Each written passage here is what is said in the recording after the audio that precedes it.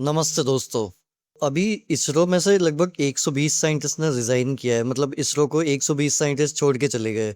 तो आज हम इसी के बारे में बात करने वाले कि इसरो को लगभग 120 साइंटिस्ट जो छोड़ के गए, वो आखिर क्यों छोड़ के गए। तो इसरो में ऐसा क्या हो रहा था जिसकी वजह से छोड़ के गए, और अगर छोड़ के भी गए तो वो गए कहाँ हैं। और फिर ये जो साइंटिस्ट इसरो को छोड़ के गए हैं, इस पे गवर्नमेंट ने क्या एक्शन लिया है, गवर्नमेंट क्या करेगी इसका। तो इसी के बारे में आज हम बात करने वाले हैं। स्टार्ट करते हैं। तो पहले हम बात करते हैं इसरो की। तो इसरो का सबको पता है कि इसरो का full form Indian space research organisation है, और ये हमारी इंडिया की नेशनल स्पेस एजेंसी है, जिसका हेडक्वार्टर कर्नाटका में है, और ये प्राइम मिनिस्टर इसको संभालते हैं, उनके अंडर आती है, देख रेख में उनकी आती है। तो क्या होता है, अभी तक क्या हो रहा था, जो इसरो था वो सैटेलाइट्स डेवलप करता था, सैटेलाइट बनाता था, फिर रिसर्च करता था, जो भी साइंटिफिक रिसर्च होती थी वो करता था। और क्या होता था कि जो भी एक ही एम्प्लॉयर था, एम्प्लॉयर मतलब, क्योंकि जो टैलेंटेड इंजीनियर्स थे, या तो जो इंजीनियर्स रॉकेट साइंटिस्ट होते थे या इंजीनियर्स होते थे, या तो विदेश चले जाते थे पढ़ाई पूरी करने के बाद। या फिर क्या होता था कि अगर किसी को जो अच्छा साइंटिस्ट है जिसको इंडिया में ही रहना है और इंडिया में ही रह के काम करना है, तो वो क्या करते थे, उनके पास बस एक ही ऑप्शन था जो था इसरो। इसी के पास वो सारे आते थे। अब क्या होता है कि कुछ चीजें होती है जिसकी वजह से ये सारी चीजें बदल जाती है। क्या होता है, 2022 में स्पेस रिफॉर्म होते हैं। क्या होता है कि गवर्नमेंट जो प्राइवेट कंपनीज है उनके लिए मार्केट को ओपन कर देती है। पहले क्या होता था कि प्राइवेट कंपनीज इसरो के जो काम करती है, जैसे जो रॉकेट्स वगैरह के ये काम होते हैं, इनमें नहीं आ सकती थी प्राइवेट कंपनीज। तो गवर्नमेंट 2020 में क्या करती है कि इन प्राइवेट कंपनीज के लिए ओपन कर देती है। अब 2023 में क्या होता है कि गवर्नमेंट 2020 में तो ये ओपन कर देती है, फिर 2023 में पॉलिसी आ जाती है, Indian space policy. Indian space policy में क्या होता है कि अब जो प्राइवेट कंपनीज है वो प्राइवेट लॉन्च व्हीकल्स बना सकती है, जो लॉन्च व्हीकल्स होते हैं जिसपे से जिसपे से रॉकेट लॉन्च होता है, वो बना सकते हैं। फिर सैटेलाइट बना सकते हैं खुद से। फिर क्या होता है कि कॉमर्शियल लॉन्च सर्विस प्रोवाइड करवा सकते हैं। लॉन्च व्हीकल्स रॉकेट को बोलते हैं, और लॉन्च सर्विसेज मतलब आप किसी के लिए अपना रॉकेट दे रहे हो, उसका सैटेलाइट या फिर उसका कोई, उसका मेन तो सैटेलाइट ही होता है, जो सैटेलाइट स्पेस में पहुंचाना है तो आप उसके लिए सैटेलाइट स्पेस में पहुंचाओगे। फिर होता है स्पेस इंफ्रास्ट्रक्चर, आप स्पेस में जाके अपना स्पेस स्टेशन या कुछ भी बना सकते हो। और इसकी वजह इस कामों के लिए आप इन्वेस्टमेंट उठा सकते हो प्राइवेट मार्केट से। तो ये सारी चीज़ें पूरी प्राइवेट कंपनीज के लिए ओपन हो जाती है। तो इसकी वजह से इसमें प्राइवेट कंपनीज को काफ़ी मुनाफा दिखता है, और प्राइवेट कंपनीज इसमें आके कॉम्पिटिटिव मार्केट बना देती है। अब इसकी वजह से क्या होता है, प्राइवेट कंपनीज आती है।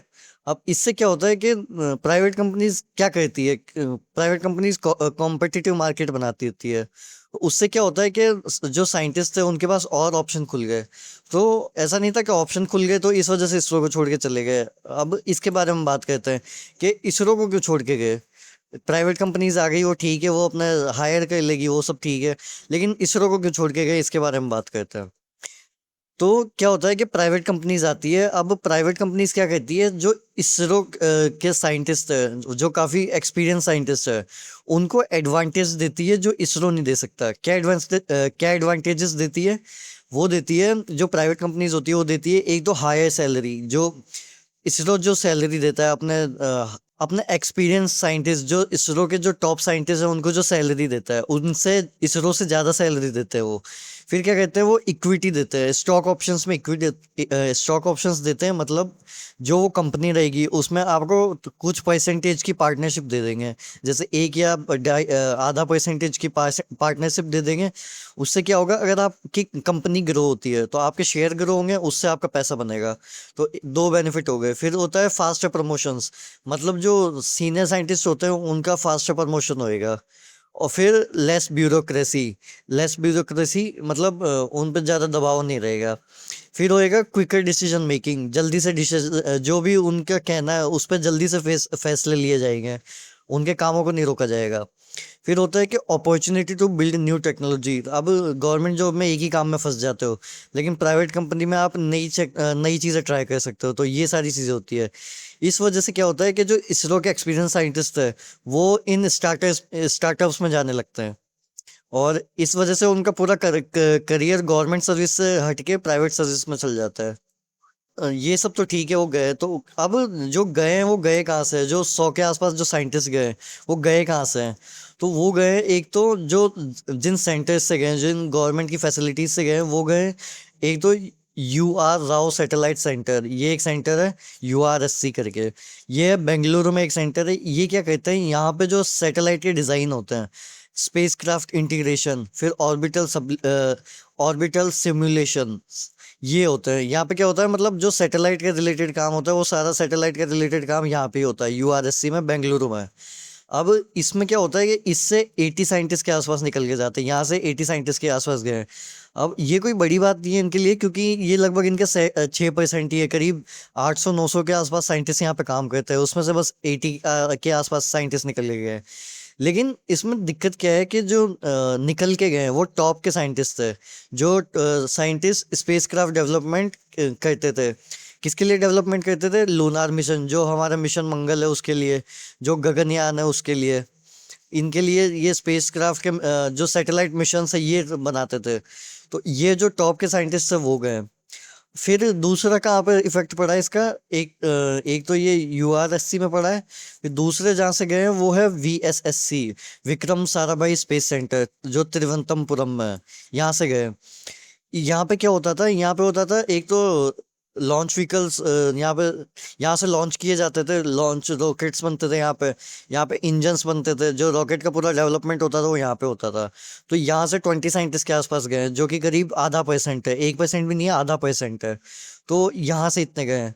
अब बात करते हैं कि हिस्टोरिकल पर्सपेक्टिव, मतलब ये पहली बार नहीं हुआ, ऐसा पहले भी हो चुका है कि पहले भी साइंटिस्ट यहाँ से छोड़ के गए हो। इसरो में पहले भी ऐसा इशू हो चुके हैं। जैसे पहला इशू हुआ था 2004 से 7 के बीच में, जब क्या हुआ था कि जो हाफ ऑफ न्यू रिक्रूट्स थे, जो नए नए लोग इसरो में आए थे, उसमें से आधे लोग वापस 3 साल के अंदर ही छोड़ के चले गए। उस टाइम के छोड़ के गए क्योंकि उस टाइम IT इंडस्ट्री बूम कर दी थी, तो उनको वहाँ पे मार्केट में जॉब अपॉर्चुनिटी दिखी, ज़्यादा पैसा दिखा, इसलिए वो छोड़ के चले गए। फिर था 2012 से 24 के बीच में, यहाँ पे लगभग 700 एम्प्लॉयज़ चले गए। जो नॉर्मल होता है कि एम्प्लॉयज़ आते जाते रहते हैं, उनको कोई अच्छी विदेश में अच्छा मिलता है तो वहाँ पे चले जाते हैं। ऐसा 12 साल में 700 एम्प्लॉयज़ गए इस टाइम में। सबसे ज़्यादा दिक्कत वाली चीज़ ये है कि अब जो हुआ है उसमें क्या हुआ है कि जो सीनियर प्रोजेक्ट लीडर्स है वो गए। इनमें तो जो रिक्रूट्स थे, जो स्टूडेंट्स थे, जो लो लेवल के साइंटिस्ट थे वो गए थे, लेकिन इसमें जो हेड प्रोजेक्ट लीडर है, जो सीनियर लीडर्स है, जो पूरा इसरो संभालते हैं, वो चले गए हैं। जो टॉप की लीडरशिप है वो चली गई है। अब जो इसरो संभालने वाले ही नहीं बचे तो इसरो को कौन संभालेगा, ये वाली मेन बात आ जाती है। फिर आता है इसमें एक और चीज आ जाती है कि लॉन्च फेलियर्स, कुछ अंदर चैलेंजेस चल रहे थे इसरो के, जिसमें था लॉन्च फेलियर्स। जैसे कंसेक्यूटिव फेलियर्स हुए थे। जैसे हमारे 2 लगातार जो रॉकेट्स होते हैं वो फट गए थे। उसमें क्या हुआ था, एक PSLV C61 का हुआ था मार्च 2025 में। उसमें कोई एनोमली आ गई थी, कुछ दिक्कत आ गई थी, उस वजह से सैटेलाइट चला गया था, वो गायब, फट गया था या लॉस्ट हो गया था। फिर एक और केस आया था जनवरी 2026 में, जब वो भी मिशन फेल हो गया था। वहाँ पे जो फॉरेन पेलोड था वहाँ पे भी कुछ दिक्कत आई थी। तो ये लगातार ये 2 दिक्कत आई, तो इस वजह से जो काम था उनका वो बहुत ज़्यादा बढ़ गया। अब क्योंकि लगातार दिक्कत आई तो उनकी जो इन्वेस्टिगेशन होती है वो चलते हैं, फिर उसमें क्या गलतियां हुई वो सारा देखा जाता है, तो इस वजह से जो उनका काम था वो काफ़ी ज़्यादा बढ़ गया। फिर क्या आता है, ये काम बढ़ गया, ये एक प्रॉब्लम थी। फिर दूसरी प्रॉब्लम थी, ब्यूरोक्रेसी भी थी। ब्यूरोक्रेसी में क्या होता है कि जो साइंटिस्ट कंप्लेन करते थे, उसकी उनकी जो कंप्लेंट्स थी वो एडमिनिस्ट्रेशन नहीं सुनता था, जो हायर अथॉरिटीज थी वो नहीं सुनती थी। फिर जो स्लो अप्रूवल्स थे, उनको कुछ चाहिए होता था उसमें आने में ही बहुत टाइम लग जाता था। फिर पेपर वर्क बहुत ज़्यादा था, जो कागजी कार्रवाई थी वो बहुत ज़्यादा थी, जो हर जगह होता है गवर्नमेंट के उसमें।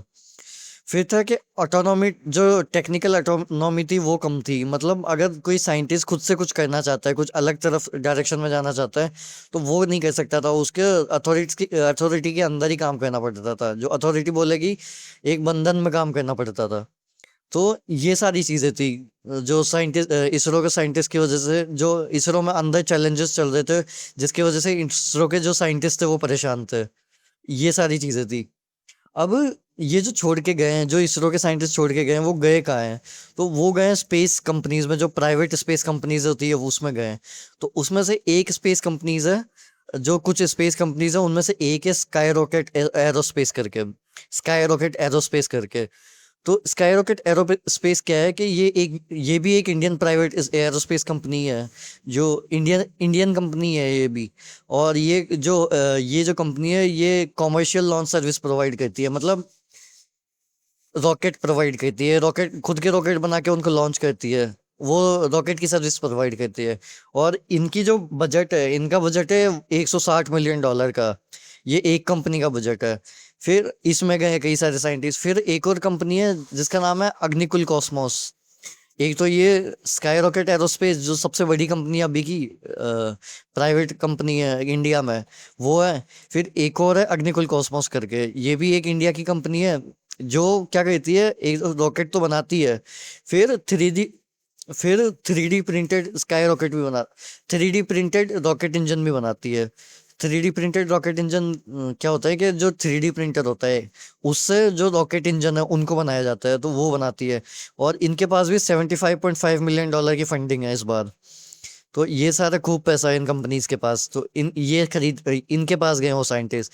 इसमें से दो कंपनीज और है, पिक्सल और बिलाट्रिक्स एरोस्पेस करके। ये वाली सैटेलाइट्स बनाती है पिक्सल, और ये भी सैटेलाइट प्रोपल्शन और इलेक्ट्रिक थ्रस्टर्स बनाती है। तो ये सारी चीजें हैं इनमें। जो कॉम्पिटिटिव सैलरीज है वो दी जा रही है, इक्विटी दी जा रही है। फिर जो अलग प्रोजेक्ट्स है, अलग हटके प्रोजेक्ट्स है जो इसरो नहीं बनाता, वैसे प्रोजेक्ट्स कर रही है, तो आप खुल के काम कर सकते हो इनके साथ। इस वजह से गए हैं। अब ये सारे जो गए हैं साइंटिस्ट, इनसे ये सारे जो चले गए अब ये वापस नहीं आएंगे। तो जो बाकी साइंटिस्ट हैं उनको जो ब्रेन ड्रेन है, जो साइंटिस्ट जा रहे हैं उनको रोकने के लिए गवर्नमेंट क्या कर दिया। तो गवर्नमेंट ने अभी के लिए तो जो 14 जुलाई है, अभी 2-4 दिन पहले ही फैसला लिया है कि जो डिपार्टमेंट ऑफ स्पेस है उसने एक मेमोरेंडम इशू किया है। उसमें क्या है कि जो रेजिग्नेशन है, जो अभी रिजाइन कर रहे हैं लोग, तो उनके रेजिग्नेशन को अप्रूव करना बंद कर दिया है। हम नहीं मान रहे, मतलब उन्होंने रेजिग्नेशन को अप्रूव करना बंद कर दिया है, उनकी रेजिग्नेशन अप्रूव नहीं होगी। फिर जो सेंट्रलाइज अप्रूवल्स है, जो डिपार्टमेंट ऑफ स्पेस से जो अप्रूव होते हैं उसको वो कर दिया है, मतलब जो लोकल अथॉरिटीज के पास पावर थी अप्रूव करने की रेजिग्नेशंस, उसको हटा के उसको सेंट्रलाइज कर दिया है। अब जो अप्रूवल है वो टॉप मिनिस्ट्री, जो डिपार्टमेंट ऑफ स्पेस है, वही किसी का रेजिग्नेशन अप्रूव कर सकता है। फिर है जो रेजिग्नेशन है, उसको उसमें क्या किया है कि डिले या एक्सेलरेट कर दिया है। डिलेट कर दिया है, मतलब अभी अभी रिजाइन कोई नहीं कर सकता, बाद में रिजाइन कर सकते हो, वो ये कह दिया है। या फिर अगर कोई रिजाइन करना भी चाहता है तो उनको higher authorities department of space के पास आना पड़ेगा। और ये इसलिए किया गया है क्योंकि हमारे जो मिशन है जो पहले से चलते आ रहे हैं, तो उनके हेड नहीं जा सकते, अगर वो चले गए तो मिशन में काफी दिक्कत आ जाएगी। तो इस वजह से गवर्नमेंट ने ये किया है। तो अभी के लिए तो गवर्नमेंट ने ये कह दिया और साइंटिस्ट भी गए हैं, लेकिन इसके लिए एक तो गवर्नमेंट को कुछ तो कदम उठाने पड़ेंगे, जैसे उनकी सैलरीज बढ़ानी पड़ेगी। ये जो कॉम्पिटिटिव सैलरीज दे रही है ये कंपनीज जो सैलरी दे रही है, वैसी सैलरीज गवर्नमेंट को देनी पड़ेगी। फिर ये जो सारी चीज़ें ये कंपनीज प्रोवाइड कर दी है, ये सारी चीज़ें करवानी पड़ेगी, जो ब्यूरोक्रेसी है वो खत्म करनी पड़ेगी। फिर है डिसीजन मेकिंग को फास्ट बनाना पड़ेगा, जो काम इनका बहुत स्लो चलता है उसको फास्ट करना पड़ेगा, जिसकी वजह से साइंटिस्ट आधे टाइम परेशान रहते हैं स्लो काम की वजह से। और एक ही रॉकेट बनाने में साल भर, 2 साल, 3 साल लग जाते हैं इनको, तो वो सारी चीजें कम करनी पड़ेगी। तो अभी के लिए तो यही है इस चीज में, और कुछ आएगा तो मैं बना दूंगा वीडियो आगे।